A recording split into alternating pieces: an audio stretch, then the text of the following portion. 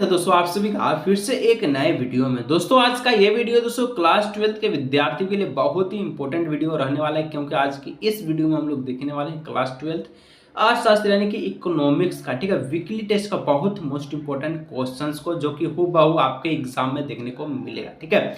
और ये जितना भी क्वेश्चन दोस्तों आप वीकली टेस्ट के साथ साथ बोर्ड एग्जाम 2025 के लिए सबसे ज्यादा मोस्ट इंपॉर्टेंट रहने वाला है। इसलिए दोस्तों आप वीडियो को अंत तक देखिएगा, सारे दोस्तों के साथ इस वीडियो को जरूर शेयर कीजिएगा। चैनल दोस्तों पहली बार आए हैं सब्सक्राइब करने के साथ साथ बेल नोटिफिकेशन को भी ऑल पे प्रेस कर लीजिएगा, ठीक है। चलिए वीडियो को शुरू करते हैं और बोर्ड एग्जाम 2025 के लिए सब्सक्राइब कर लीजिए ताकि अच्छा तैयारी आप कर सके, ठीक है। दोस्तों देखिए अभी जो एग्जाम चल रहा है वीकली टेस्ट का, जो अभी हाल फिलहाल से एग्जाम चल रहा है, ठीक है, इसमें मैं आपको दोस्तों बता देता हूं कि इसमें पहले ऑब्जेक्टिव क्वेश्चंस पूछ रहा है, ठीक है, और उसके बाद सब्जेक्टिव क्वेश्चंस पूछ रहा है, ठीक है। ऑब्जेक्टिव क्वेश्चंस का जो संख्या वो 10 है और सब्जेक्टिव क्वेश्चन का जो संख्या वो 6 है, ठीक है। और आपका एग्जाम भी जो होगा वो ऑब्जेक्टिव प्लस सब्जेक्टिव दोनों प्रकार का होगा, तो एग्जाम के लिए भी बहुत इंपॉर्टेंट क्वेश्चन है, ठीक है। चलिए चलिए दोस्तों सबसे पहला प्रश्न को देखते हैं। तो सबसे पहला प्रश्न आपके सामने स्क्रीन पर रखा गया, ठीक है। प्रश्न कुछ इस प्रकार से पूछ रहा है कि राष्ट्रीय आय की गणना की जाती है, ठीक है। तो देखिए राष्ट्रीय जो आय है, ठीक है, इसका गणना कब किया जाता है। राष्ट्रीय आय मतलब आप समझ रहे हैं, जैसे कि भारत, ठीक है, भारत का है सर, भारत एक देश है, ठीक है। तो जो भारत देश है इसका जो राष्ट्रीय आय है, राष्ट्रीय मतलब कुल आय, ठीक है, राष्ट्रीय मतलब कुल आय जो इसका है, ये गणना कब किया जाता है। क्या रोज करेंगे गणना, यानी कि रोज नहीं सर। क्या साल में 2 बार नहीं, 10 बार नहीं, इसका जो गणना है वो साल में एक बार किया जाता है, इनकी 1 ईयर पे एक बार, ठीक है, ताकि पता चले कि भारत का कुल संपत्ति कितना है, ठीक है। यानी कि ऑप्शन नंबर ए हो जाएगा वर्ष में एक बार, ठीक है। चलिए कोई दिक्कत या परेशानी की बात हो तो नीचे आप कमेंट कर सकते हैं। चलिए आगे बढ़ते हैं। 2 नंबर, राष्ट्रीय आय समिति की स्थापना की गई, ठीक है। जो राष्ट्रीय आय है इसका स्थापना कब किया गया, ठीक है, इसका जो स्थापना है वो कब किया गया आपसे पूछ रहा है, ठीक है।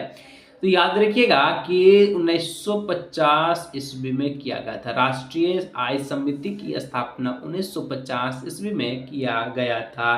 Option number A is the correct answer, ठीक है। चलिए क्वेश्चन नंबर 203 आपसे पूछ रहा है उत्पादन विधि को कहा जाता है। उत्पादन यानी कि जो जिस प्रकार से उसको उपजाया जा रहा है, ठीक है, किसी भी चीज को मान के चलिए उत्पाद किया जा रहा है, किसके लिए, उसको उपयोग करने के लिए, तो जो भी उत्पादन विधि होता है इसको क्या कहा जाता है, ठीक है। तो इसको याद रखिए मूल्य विधि कहते हैं, मूल्य विधि, मूल्य विधि कहते हैं, याद रखिए खोपड़ी में घुसा लीजिए ऑप्शन नंबर बी, ठीक है। दोस्तों देखिए अभी ये क्लास 12 के जितने भी विद्यार्थी हैं, ठीक है, चाहे आर्ट्स के हो, ठीक है, साइंस के हो, ठीक है, यहाँ पर आर्ट्स बढ़िया से लिख देते हैं, बोलिएगा सर कैसे लिखते हैं, ठीक है, आर्ट्स के हो, साइंस के हो या फिर दोस्तों कॉमर्स के हो, ठीक है। तो आप सभी के लिए दोस्तों एक बहुत ही बड़ा अपॉर्चुनिटी, अगर आपके सब्जेक्ट में, ठीक है, इंग्लिश को या फिर आपके सब्जेक्ट में इकोनॉमिक्स, ये 2 सब्जेक्ट है, ठीक है, आपके सब्जेक्ट में आपके एग्जाम में ये 2 सब्जेक्ट है। अगर आप दोस्तों इस दोनों में 100 में 100 लाना चाहते हैं, ठीक है, तो इसके लिए दोस्तों एक बैच जो है शुरू हो चुका है, ठीक है। अगर आप उस बैच में ज्वाइन होना चाहते हैं तो दोस्तों ज़्यादा पैसा नहीं लग रहा है, 299 रुपया, और ये जो है 1 ईयर के लिए लग रहा है, यानी कि 1 साल में आपको एक बार ही पैसा देना पड़ेगा शुरुआत, और उसके बाद आपका इंग्लिश कोर और इकोनॉमिक्स में 100 में 100 आपका पक्का हो जाएगा, ठीक है। मात्र 299 के 300 रुपया में 1 साल आपको पढ़ाया जाएगा। इसमें सारा चीज़ फैसिलिटी आपको रहने वाला है, ठीक है। अगर दोस्तों आप क्लास में ज्वाइन होना चाहते हैं तो यहाँ पर जो नंबर दिख रहा है ना, इस पर आप क्या करना है, तो आपको व्हाट्सअप करना है, ठीक है। इस नंबर पर आप व्हाट्सअप कीजिए, संपर्क कीजिए और आप क्लास में ज्वाइन हो जाइए। मात्र 299 रुपया में 2 सब्जेक्ट, ठीक है, 1 ईयर के लिए। और मान के चलिए आप एक सब्जेक्ट ज्वाइन होना चाहते हैं तब भी आप व्हाट्सअप कर सकते हैं, आपका पैसा कम लगेगा, ठीक है। चलिए आगे बढ़ते हैं वीडियो में, ठीक है। चलिए दोस्तों क्वेश्चन नंबर 4, राष्ट्रीय संपत्ति का अंग नहीं है, ठीक है। राष्ट्रीय संपत्ति का अंग नहीं है, यानी कि जो राष्ट्र का जो संपत्ति होता है उसका अंग, उसका जो है एक भाग कौन नहीं है, ठीक है, भाग कौन नहीं है, ठीक है, यहाँ पर इस प्रकार से इसको देख सकते हैं, ठीक है। तो देखिए यहाँ पर आप लिख लीजिएगा, याद रखिएगा, स्थिर पूंजी जो है राष्ट्रीय संपत्ति का भाग या फिर अंग या फिर उसका हिस्सा नहीं है, ठीक है, यानी ऑप्शन नंबर ए हो जाएगा। चलिए आगे बढ़ते हैं, ठीक है। देखिए स्थिर पूंजी नहीं होगा, लेकिन मानव जो शक्ति है ये तो हो ही सकता, उपकरण भी होगा, ठीक है, और प्राकृतिक संसाधन, ये तीनों का तीनों राष्ट्रीय संपत्ति के अंतर्गत आता है। चलिए आगे बढ़ते हैं 5 नंबर। अस्थायी पूंजी के उपभोग को कहा जाता है अस्थायी पूंजी, ठीक है, जो अस्थाई है, ठीक है, अस्थाई पूंजी के उपभोग को क्या कहा जाता है? जो भी अस्थाई पूंजी है उसका उपभोग किया जा रहा है तो उसको हम लोग कहेंगे मूल्य ह्रास, ठीक है, मूल्य ह्रास, यानी कि रखा हुआ चीज को आप खाइएगा, ठीक है, अस्थाई चीज है, एक जगह है, ठीक है, उसको खा लीजिएगा, उसका उपभोग कर लीजिएगा, उसको खत्म कीजिएगा तो उसका क्या होगा? ह्रास होगा कि वृद्धि होगा? सर जी ह्रास होगा, ठीक है, इस प्रकार से ह्रास हो जाएगा, ठीक है, यहाँ पर ह्रास, ऑप्शन नंबर बी, ठीक है। कोई दिक्कत या परेशानी की बात तो नीचे कमेंट कीजिए। और इसी प्रकार से दोस्तों आपको हर एक चैप्टर को अच्छी तरह से समझाया जाएगा अगर आप वेज खरीदते हैं, ठीक है। मात्र 299 यानी कि 299 रुपये का इंग्लिश को और इकोनॉमिक्स का क्लास खरीदना है तो कर लीजिएगा, ठीक है। इस पर व्हाट्सएप बहुत ही अच्छी तरह से आपको पढ़ाया जाएगा। चलिए आगे बढ़ते हैं। उत्पादन मूल्य की गणना करते समय मूल्य लिया जाता है। जब भी उत्पादन मूल्य की गणना करेंगे, ठीक है, तो मूल्य कहाँ से लेंगे? मान के चलिए कोई व्यक्ति है, ठीक है, जो व्यक्ति है इसका फिगर उगर हम पार लेते हैं, ठीक है। चलिए मान चलिए व्यक्ति ए है, ठीक है। अब ये क्या करता है कि इसका जो फैक्ट्री है बिस्कुट का, ठीक है, क्या चीज का फैक्ट्री है? यहाँ पर हम लिख देते हैं बिस्कुट का, ठीक है, बिस्कुट का फैक्ट्री है। तो ये खरीदता है, आटा खरीदता है, ठीक है, और ये चीनी खरीदता है, लिख देते हैं सारा चीज, ठीक है। और ये मान चलिए दो चीज मिलाकर के बिस्कुट तैयार कर लेता है, बिस्कुट ये प्रिपेयर यानी कि तैयार कर लेता है, ठीक है। अब देखिए बिस्कुट ये तैयार कर लिया तो ये अब जो होलसेलर के भाव में मान चलिए कोई दुकानदार को बिस्कुट ये तैयार करता मान चलिए 2 रुपया में, ठीक है, होलसेलर को दिया 3 रुपया में, ठीक है। और अब जो सेलर होगा, जो दुकानदार होगा, मान चलिए आप जो है आप हो गए यहाँ पर ऑप्शन नंबर बी यानी कि व्यक्ति हो गया, ठीक है। अब जो आपको वो बिस्कुट 5 रुपया में दिया जा रहा है तो यहाँ ध्यान से सुनिए, आटा चीनी जो मिला था वो 2 रुपया में बना उना के लेकर इसको 2 रुपया बना, जो बिस्कुट बना रहा था ए व्यक्ति, ठीक है, इसको 2 रुपया पड़ा। अब ये 3 रुपया में बेचता है दुकानदार को और दुकानदार 5 रुपये में बेच रहा है आपको, ठीक है। तो जब भी अगर इस प्रकार का क्वेश्चन रहे तो उत्पादन मूल्य की गणना जब भी करेगा तो वो आपसे करेगा, यानी कि जहां पर उसका अंतिम उपयोग किया जा रहा है। अंतिम उपयोग कहाँ किया जाए? तो आपके साथ किया जा रहा है, क्योंकि आप उस बिस्कुट को चाय में डुबाकर खा जाएंगे, ठीक है। तो यहाँ पर इस प्रकार से, तो यहाँ पर अंतिम वस्तु हो जाएगा ऑप्शन नंबर सी वाला करेक्ट वाला ऑप्शन हो जाएगा, ठीक है। चलिए आगे बढ़ते हैं क्वेश्चन नंबर 7 दोस्तों कह रहा है कल्याणकारी अर्थशास्त्र के जनक है।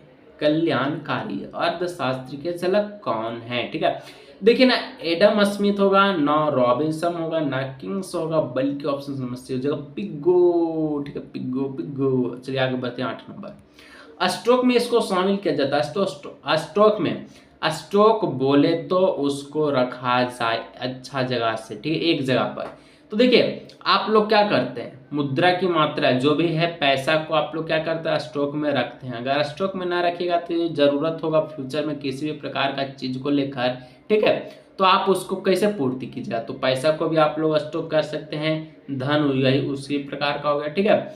गोदाम में रखे हुए गेहूं की मात्रा, देखिए अब जब गेहूं का स्टॉक नहीं कीजिएगा तो मान चलिए ये 12 महीना गेहूं आप कैसे खाइएगा, ठीक है, 12 मंथ आप गेहूं को किस प्रकार से खाइएगा, जिसको आटा बना करके रोटी बना करके खाते हैं, ठीक है। तो यहाँ पर ऑप्शन नंबर डी होगा और प्रयुक्त सब है, इनमें से सब है, ठीक है। चलिए 9 नंबर दोस्तों क्वेश्चन का परिवार फार्मो कौन सी सेवाएं प्रदान करती है। जो परिवार फार्म है जो कि कौन सी सेवाएं प्रदान करती है, क्वेश्चन पूछ रहा तो इसका आंसर बता दीजिएगा, भूमिका, श्रम का, पूंजी एवं उद्यम का, यानी ऑप्शन नंबर डी में से सब है, ठीक है। चलिए आगे बढ़ते हैं 10 नंबर। क्वेश्चन 10, निम्नलिखित में से किस क्षेत्र भारत के राष्ट्रीय आय में अधिकतम सहयोग देते हैं। देखिए क्षेत्र 3 प्रकार का होता है, आपको पता है, प्राथमिक, द्वितीय और तृतीय, ठीक है। तृतीय को दोस्तों सेवा क्षेत्र के नाम से जाना जाता है, ये तो आप सभी भली भांति परिचित होंगे। तो देखिए जो तृतीय क्षेत्र होता है सेवा क्षेत्र, ये भारत के राष्ट्रीय आय की अधिकतम में सहयोग करता है। देखिए सेवा क्षेत्र में हो गया डॉक्टर, तो डॉक्टर तो ये क्या करेगा, रकम को बढ़ाएगा कि घटाएगा, सर बढ़ाएगा। शिक्षक हो गया, ठीक है, शिक्षक क्या करेगा, ये भी बढ़ाएगा, ठीक है।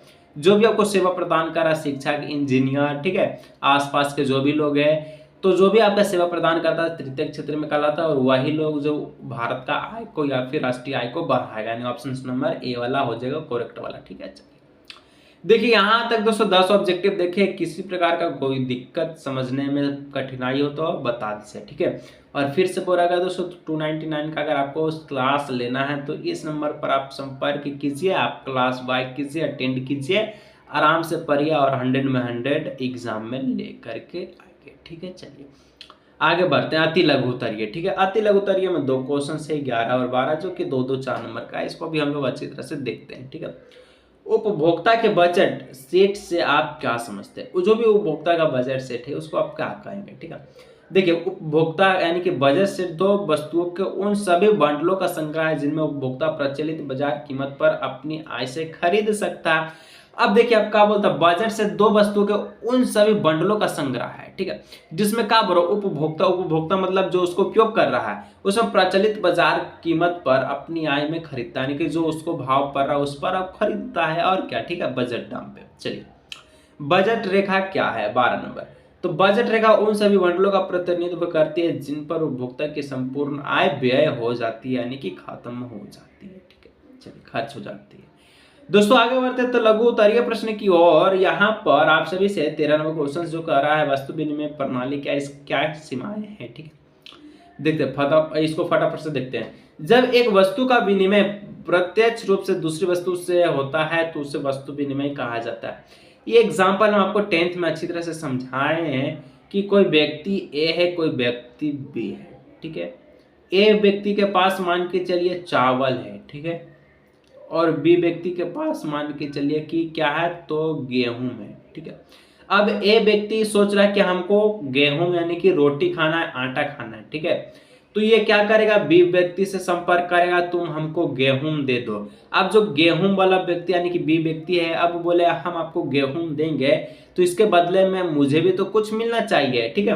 तो गेहूं वाला बोलेगा आप मुझको चावल दे दीजिए, ठीक है। मान के चलिए ये 1 किलो क्या देता है, तो चावल देता है, तो दूसर का 1 किलो गेहूं देगा इसको, ठीक है। इस प्रकार से वस्तु विनिमय यानी कि कोई चीज ले रहा तो कोई चीज उसको देना पड़ेगा, ठीक है। पहले पैसा वैसा नहीं चलता था, ठीक है। अन्य शब्दों में वस्तु विनिमय प्रणाली उस प्रणाली को कहा जाता है इसमें वस्तु का लेन देन वस्तु से ही किया जाता है, ठीक है। हम समझा दिए कि चावल अगर है उसका पास, अगर गेहूं चाहिए तो उसको चावल क्या करना होगा, देना पड़ेगा, इस प्रकार से, ठीक है। तो दोस्तों यहाँ पर देखिए क्वेश्चन नंबर 13 को हम लोग बहुत ही अच्छी तरह से समझे, बाकी हम लोग क्वेश्चन और भी नेक्स्ट वीडियो में हम लोग करेंगे, ठीक है। और अगर बैच आपको बाय करना है, क्लास को दोस्तों अटेंड करना है, तो इस नंबर पर व्हाट्सएप कीजिए, संपर्क कीजिए, पेमेंट कीजिए, उसके बाद क्लास कीजिए, तो अच्छी तरह से पढ़िए, 100 में 100 नंबर लाइए, ठीक है।